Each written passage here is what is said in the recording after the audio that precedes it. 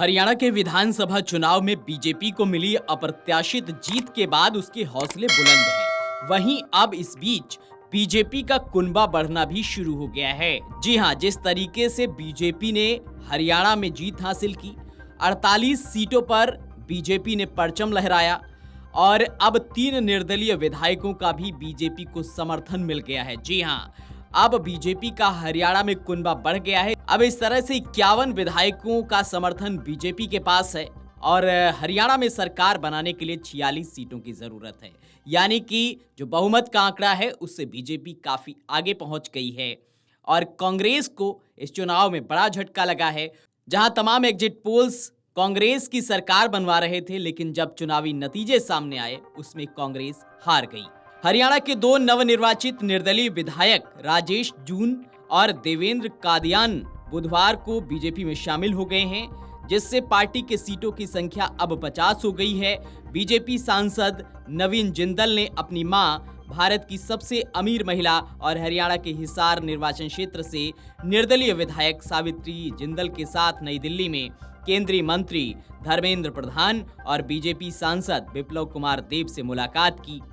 राजेश जून ने बहादुरगढ़ से चुनाव लड़ा था और बीजेपी के दिनेश कौशिक को 41,999 वोटों के अंतर से हराया था।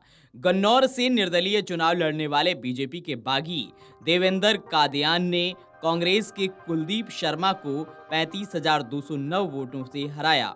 कुरुक्षेत्र से बीजेपी सांसद नवीन जिंदल की मां सावित्री जिंदल ने भी हिसार से निर्दलीय चुनाव लड़ा था। उन्होंने कांग्रेस के रामनिवास रारा को 18,941 वोटों से हराया था। इनेलो ने 2 सीटें जीती, जबकि जेजेपी और आप अपना खाता भी नहीं खोल सकी। इससे पहले बुधवार को मुख्यमंत्री नायब सिंह सैनी दिल्ली पहुंचे थे और प्रधानमंत्री नरेंद्र मोदी से उन्होंने मुलाकात की थी, जिन्होंने पार्टी को लगातार तीसरी बार जीत दिलाने के लिए उनकी प्रशंसा की।